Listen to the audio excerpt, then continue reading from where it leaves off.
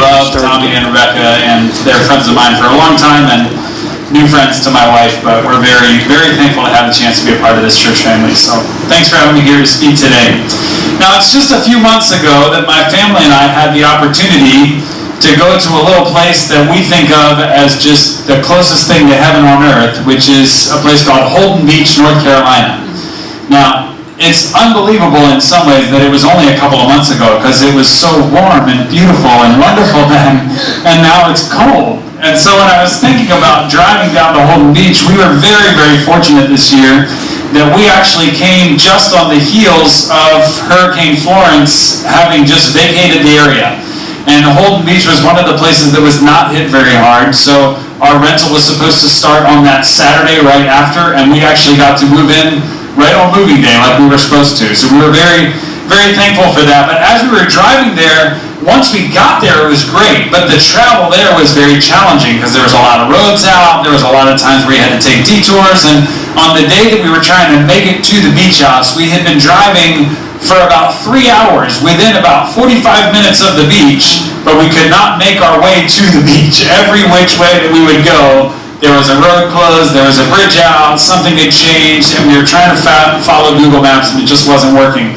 So anyway, eventually we found out that if we could go up to Jacksonville, North Carolina, which I didn't even know that was a place, but if we could make it there, then supposedly we were able to get 17 to take us down to Holden, which was, in fact, the case. But when we figured that out, we had this route that got us over to Jacksonville, and on the way to Jacksonville, right before we got onto Route 40, we went through this small town.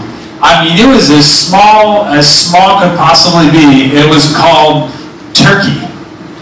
That was the name of the town. It was called Turkey. And I looked it up afterward, and this is how small it was. The last time they did a census there was in 2010, and there was 250 people in the town. That's how tiny Turkey was. And on our way out of Turkey, we passed, you guessed it, a butterball farm where there were a lot of turkeys. And so it was an interesting place to drive through, and I can remember saying to my wife, how did we get here? Like, how did we end up in Turkey, North Carolina when we were on our way to the beach? How did we get here? Have you ever had one of those how did I get here moments? And I don't just mean geographically like Turkey, North Carolina, but how did I get here? I thought my life was going one direction. I thought this is what was going to happen next, and now everything's changed, and I'm just asking this question, how did I get here? Yeah. Maybe suddenly you became very aware that your life had taken you far off course from where you thought you would be. You know, you married the love of your life, and now a short time later you feel like strangers living in the same house, and you're saying, how did I get here? How did we get here? You used to have a great relationship with your son and your daughter, and now all you do is fight, and you just think, how did we get here? How did this happen? Or you used to have a really close-knit group of friends that you've just grown apart, and you have no connection with these people that you used to be so close to, and you're saying, how did we get here? Or maybe you once had a deep and intimate connection with God, and lately you've just been feeling like you can't find Him anywhere.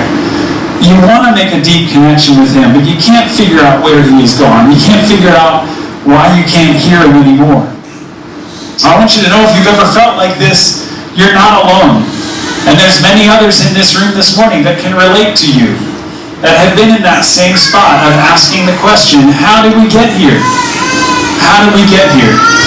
So let's take just a moment to pray, and I want to ask God to speak to us through His Word, because I do believe that if there's any of you here this morning that are asking that question, how did I get here, that God has a word He wants to speak to you. God, I love you. We love you. And if we are completely honest with you today, many of us would say that we've been at that place in our lives where we've said, how did I get here? And Lord, my guess is that there's probably a few of us here this morning that are saying it right now. How did I get here? How did I get to this place? Help us to discover our way back to you today, our way back to friendships today, our way back to relationships today. It's in your name that we pray. Amen. Now, Tommy mentioned up front, I am a dummy, and I will gladly admit that that is absolutely the case. And I don't want to take a lot of time this morning to go through all of the reasons or times that I could point to that would prove my point that I can, in fact, be a dummy. But here's just a few. 3 things. I'm going to give you 3. I want you to tell me which one you think is the lie. All right? So I'm going to give you a few statements about me. You tell me which one is untrue. The first one is, I ran over my own foot with my own car. The second one is this. I was chased by a lady in a motorized wheelchair across a church parking lot.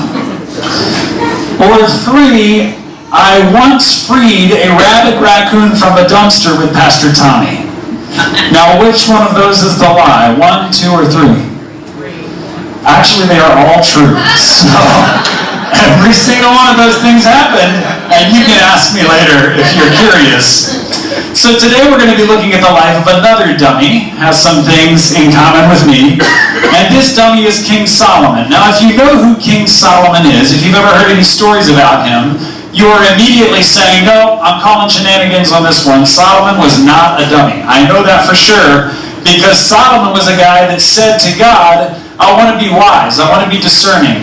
God said to him, look, you can have anything. You're going to be king. You can have anything that you want. I'll grant you that request.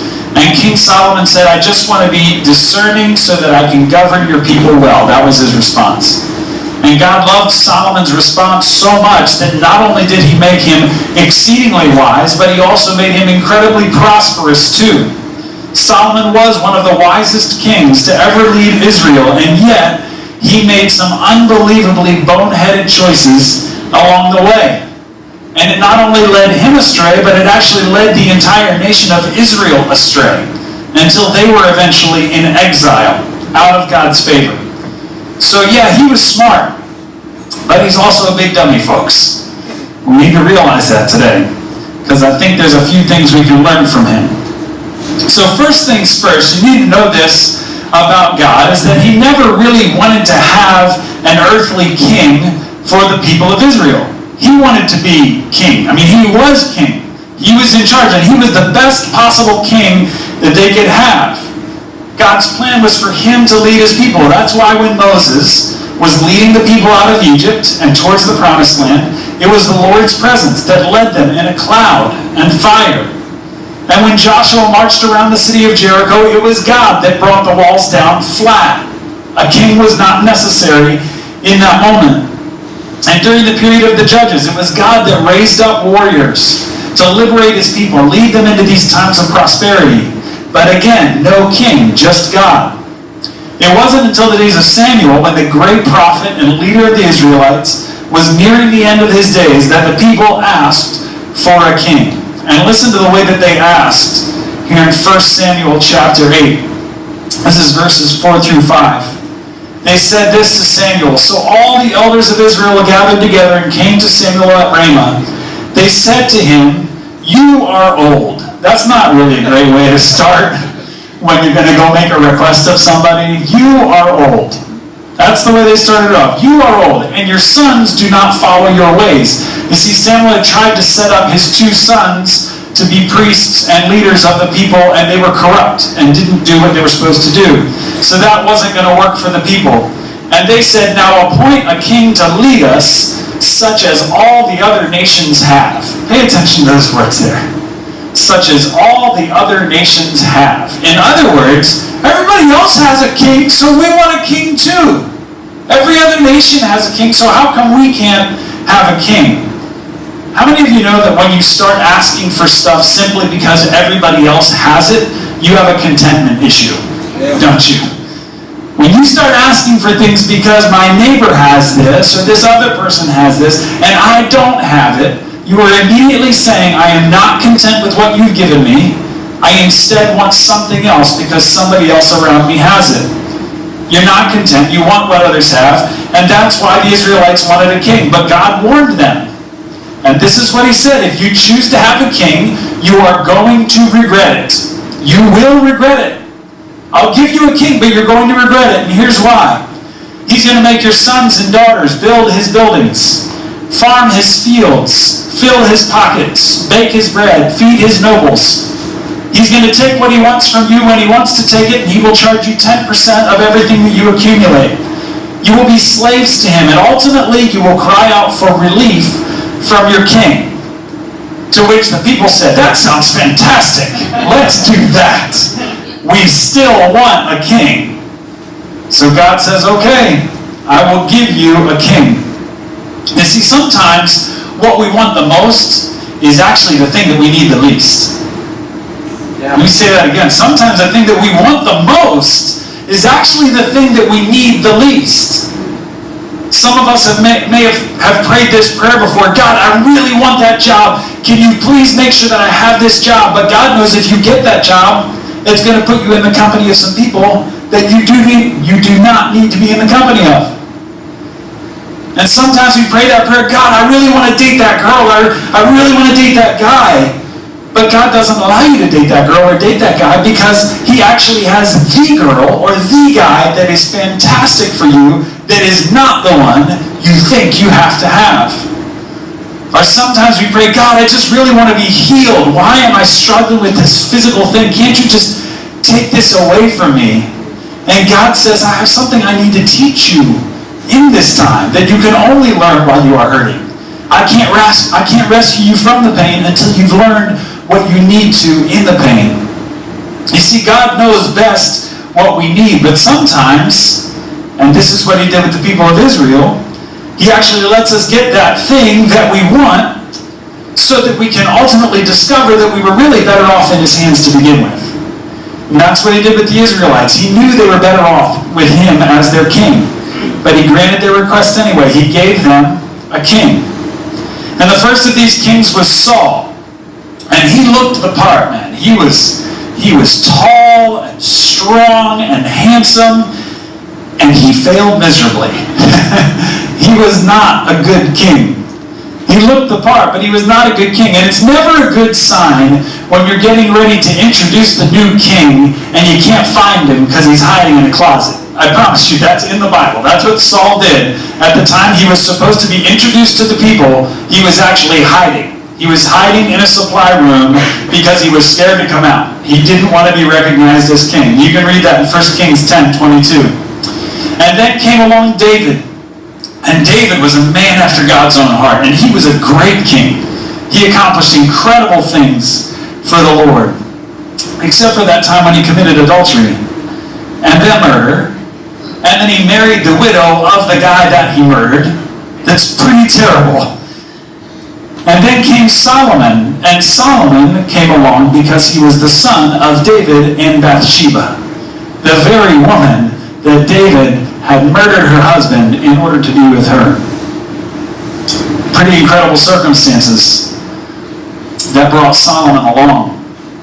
Now Solomon was known as one of the wisest kings in ancient history, if not the wisest. Some would say he was the wisest.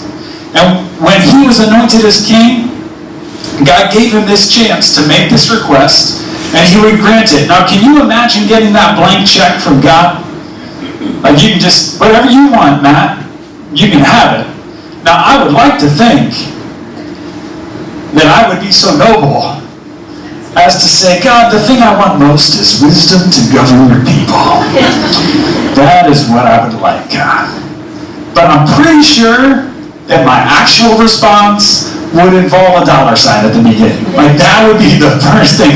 Let me have some of that money first, and then I will be wise with that money. How's that sound, God? Could we have that, and could I also be able to just produce chocolate chip cookies on a whim? Could I also have that? That would be the other thing I would want. It kind of reminds me, now I'm dating myself. How many of you guys ever seen the movie The Three Amigos? Very few. A few of you guys in the room. One of my favorite scenes in that movie, they're asking each other, well, what are you going to do when you get your share of the reward money? And they're all saying all of these selfish things, and the last guy says, well, I would like to start an orphanage. And the other two guys are like, oh yeah, of course, we would do the orphanage first, and then we would buy all of the fun things that we want. That's a great thing that preachers do, reference things that only a third of the room know about. So I'm glad I could take the time to do that this morning. Now, one of the first stories that we have of Solomon's reign is actually an example of his wisdom as a judge. He was very wise. And it tells of these two women that came to him with a dispute. They both had children, but one of them in the middle of the night had rolled over and unintentionally suffocated her child. So her child died in the night. And then while her child was dead, while the other woman in the room was sleeping, she goes over, gently takes that woman's child, and then in the morning when they both wake up, this mother claims this child as her own. So Solomon has these two women come to him, both of them saying, I am the mother of this child. So what is Solomon going to do? In a brilliant move, this is what he did in 1 Kings chapter 3, verses 25 to 28. He says, bring me a sword. So they brought a sword for the king. He then gave an order, cut the living child in two and give half to one and half to the other. Now we read that now and we're like, he wasn't really going to cut him in half. Like, come on. But that was the kind of stuff that could have happened at that time in history. Kings were well known for being very brutal. And it is possible that in that moment, both of those women believed this is absolutely going to happen. And so then the woman whose son was alive was deeply moved out of love for her son and said to the king, please, my lord, give her the living baby. Don't kill him. But the other said, neither I nor you shall have him. Cut him in two. Like, how callous is that? Obviously, this is the one that is lying. The king gave his ruling, give the living baby to the first woman. Do not kill him. She is his mother. When all Israel heard the verdict that the king had given, they held the king in awe because they saw that he had wisdom from God to administer justice. And this was only the beginning. Solomon's wisdom would be proven over and over and over and over again through his reign. He built and he expanded and he innovated and he wrote. Several of the books in the Old Testament were written by Solomon, books of wisdom that he wrote and handed those things down, that we are still reading those words today. So how can a man so brilliant turn out to be such a dummy? Like, how does that happen? A man that is so brilliant makes some real boneheaded mistakes. You see, it's simple. It's this, that even the wisest king in the history of Israel was capable of making some very unwise decisions when his focus went from focusing on God and instead focusing on him. When he stopped paying attention to God's kingdom and started paying attention to his own kingdom, it was very easy for him to go off the rails very quickly. Now, it didn't happen overnight. It happened one small choice at a time, just like it does with us. Every little choice he made to follow his plan instead of God's plan started to take him on a course that God never intended him to go on. Soon all of these minor course corrections had brought him to the place where he was so far off base that my guess is he was saying the same thing that sometimes we do. How did I get here? How did I get here? Solomon had slowly given up on his pursuit of God's kingdom and instead had become obsessed with pursuing the expansion of his own kingdom. And I think that he might have even told you he thought he was doing the right thing.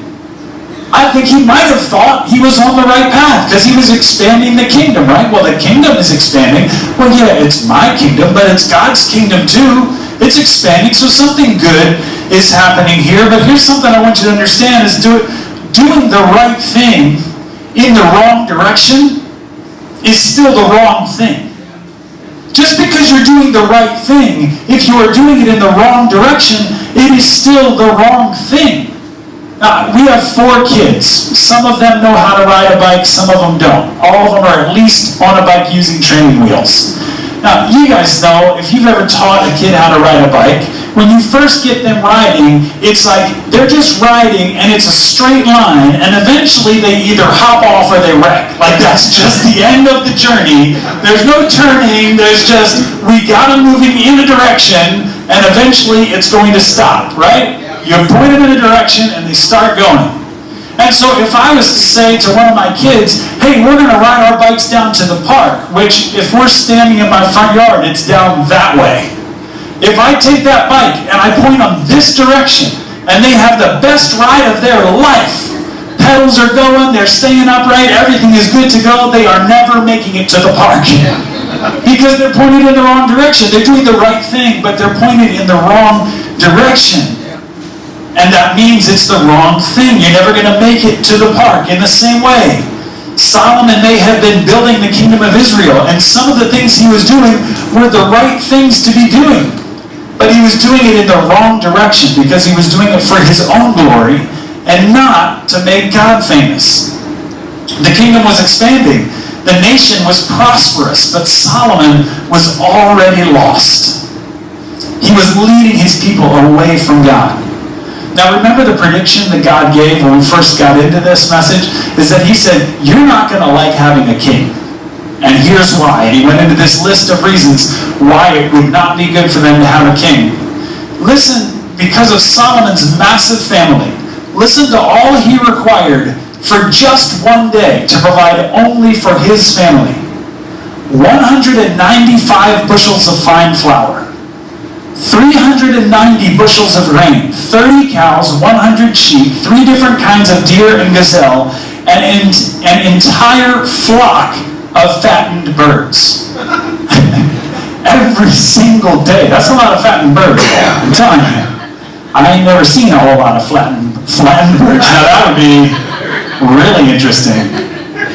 But who was providing all of that? It was the people, right? It was coming from their resources. They were providing all of that every single day for a king that was leading them astray, leading them away from God. Solomon was building the kingdom on the backs of the people. He was requiring their wealth, their sons and their daughters, to build his kingdom. He had become so intent on this lavish display of wealth in his kingdom that God's warning to the people hundreds of years ago was coming true with him. He was spending Israel's wealth aggressively to build the temple, then his palace, then many other buildings and upgrades around the city. And in order to fund it, he began to forge alliances with the surrounding nations.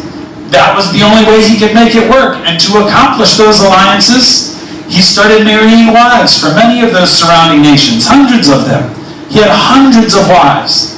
And Solomon reasoned that it was okay because lots of kings at that time had lots of wives. So all I'm doing is expanding the kingdom. This is all for God. I'm expanding the kingdom. So it's okay that I have a bunch of these wives. But you know what happened every time he added a new wife? He also added the God that they worshipped too. He made no restriction on what gods would then enter the kingdom with each one of these marriages. They would bring their foreign gods. And once those gods were being worshipped in Israel, Solomon reasoned, well, why wouldn't I at least pay homage to these gods? Because I don't want to offend this family. I don't want to offend this girl. I don't want her to be offended to go back and tell her dad about what's going on here. I want to make sure everything stays okay. So I'm going to worship their gods too. And that concession soon turned into temples being built for those gods. And soon Solomon had allowed the worship of these gods to become so commonplace that the one true God was just one of the many options of gods that you could worship in Israel. The one true God of the Israelites had simply become one of the many being worshipped by Solomon and his people. And that, of course, was the last straw for God. The Lord became angry with Solomon because his heart had turned away from the Lord. This is in 1 Kings 11, verses 9 through 11. His heart had turned away from the Lord, the God of Israel, who had appeared to him twice. This is a guy that saw God twice. And this is how far away he had turned. Although he had forbidden Solomon to follow other gods, Solomon did not keep the Lord's command. So the Lord said to Solomon, since this is your attitude and you have not kept my covenant and my decrees, which I commanded you, I will most certainly tear the kingdom away from you and give it to one of your subordinates. So yes, all of that adds up to big fat dummy, right? He is absolutely to be included. The smartest man on earth, and yet he was a dummy. He had led God's people away from their dependence on God. He had asked for discernment to lead the people. Think about that. He had asked for discernment to lead the people and then showed so little ability to discern the direction of the people that he was leading them as far away from God as he possibly could. You see, Solomon didn't understand that possessing discernment alone was not enough. You can't just discern the right destination, but you also have to make choices that ultimately will lead you to that destination. Andy Stanley says it this way: your choices determine your destination. Your choices determine your destination. This commitment to making choices that led to his ultimate destination is one of the things that differentiated David from Solomon. You see, Solomon's dad, David, he knew his destination. His destination was always, I am going to be a man after God's own heart.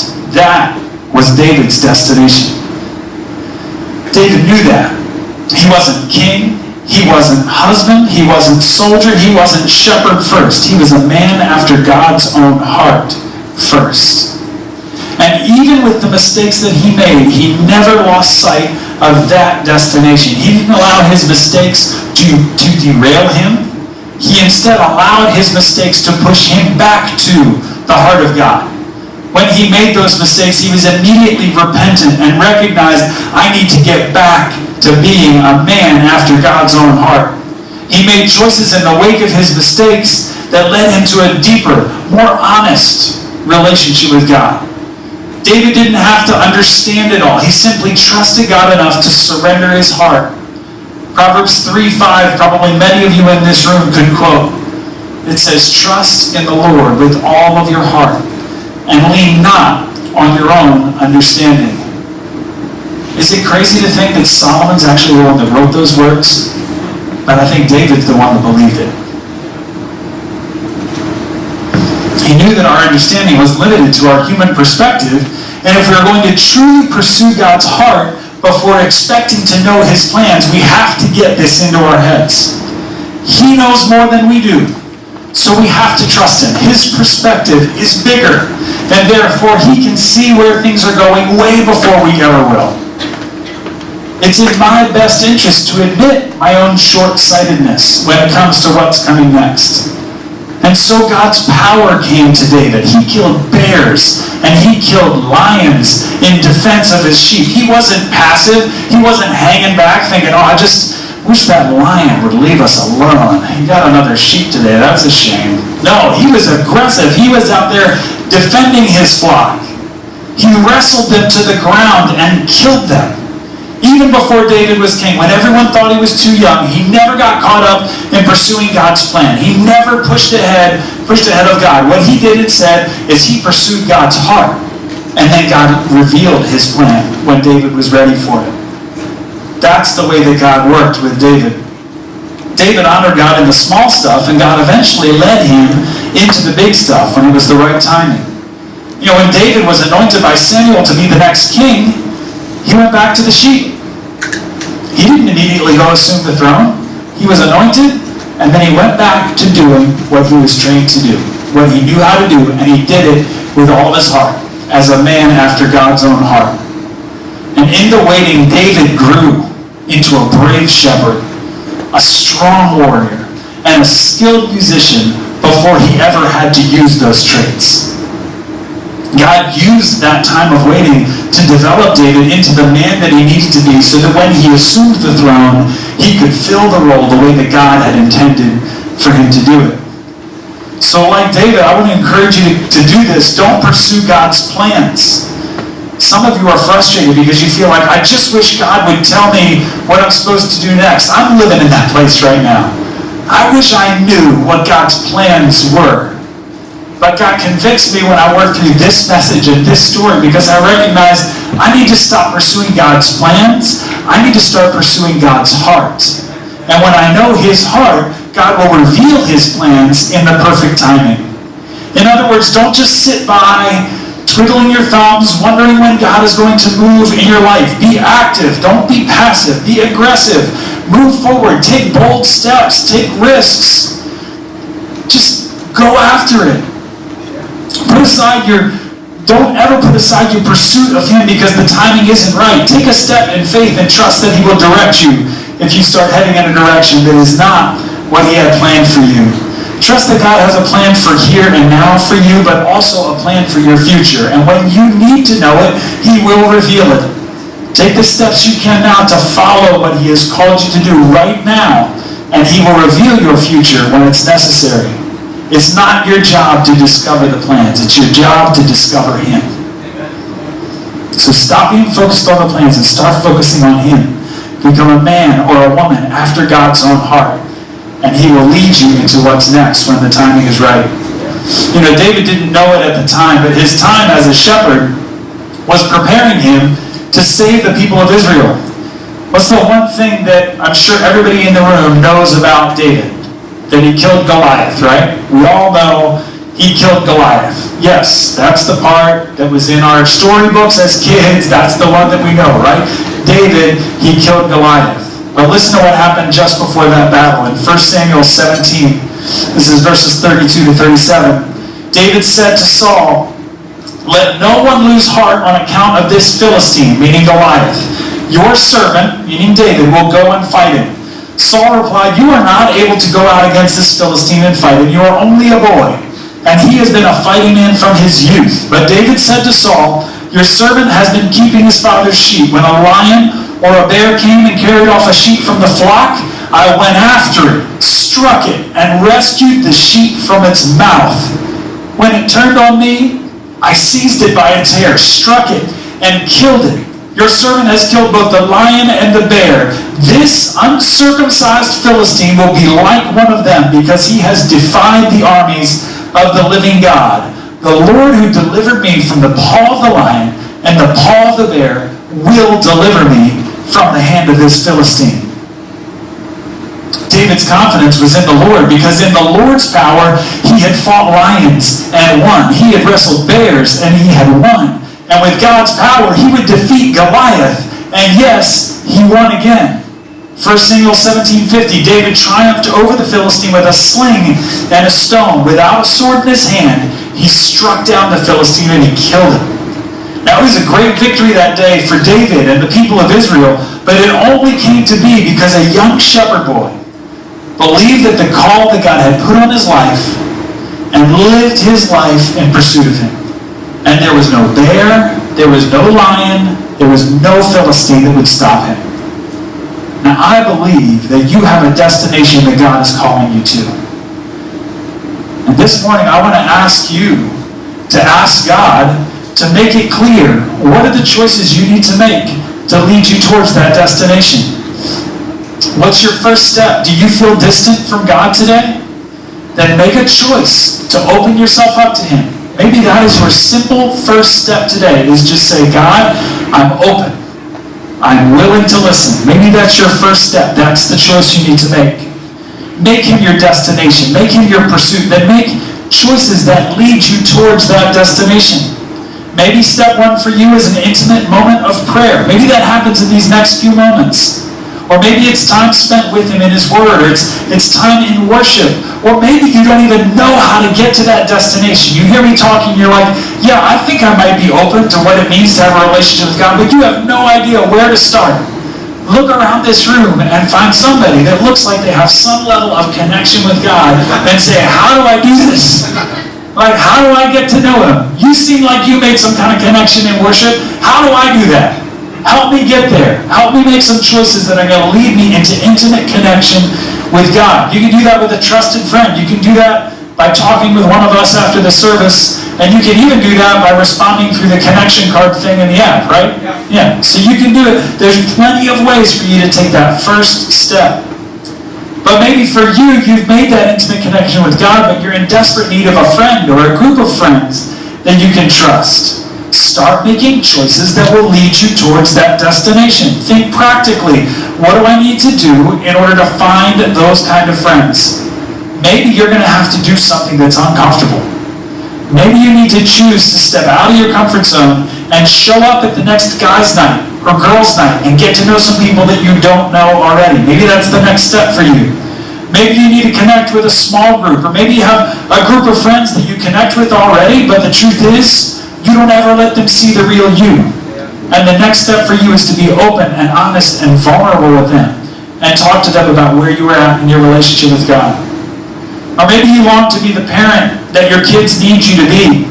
Start making choices that lead you towards that destination. Ask parents that you respect what they do. Now, how do you get to that destination? Find somebody that has kids that are a few years older than yours, and you go, wow, they did a good job raising their kids. Maybe I should ask them, what did they do? What are the conversations that they're having with their kids that I need to be prepared to have?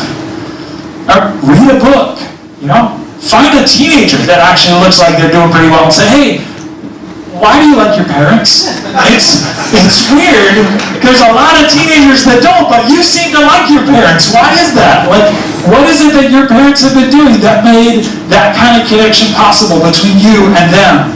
Or read a book, or take a class, or meet with a counselor. Just find some kind of a way to take a step, make a choice that leads towards the destination that God is calling you to. God's calling you to be a good parent, then take a practical step towards being a good parent. Figure out what that choice is for you.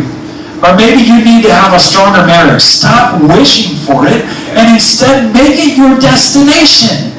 Don't say, I hope we get there, but say, we are getting there. Whatever I have to do, whatever choices I have to make, whatever sacrifices I need to make in order for us to get to the place where our marriage is healthy, I'm going to do it. Ask God to show you what choices you can make today that will lead you and your spouse towards the destination of a stronger marriage. Ask God to lead you to other couples that are a few steps further along that road than you are, and ask them, what are the choices that you made in order to make your marriage strong? Help me get to where you are. See, whatever it is for you, you have to determine your destination first. And that was the issue with Solomon. He never picked the right destination. His destination was expansion of his own kingdom. Where David said, my destination is God's own heart.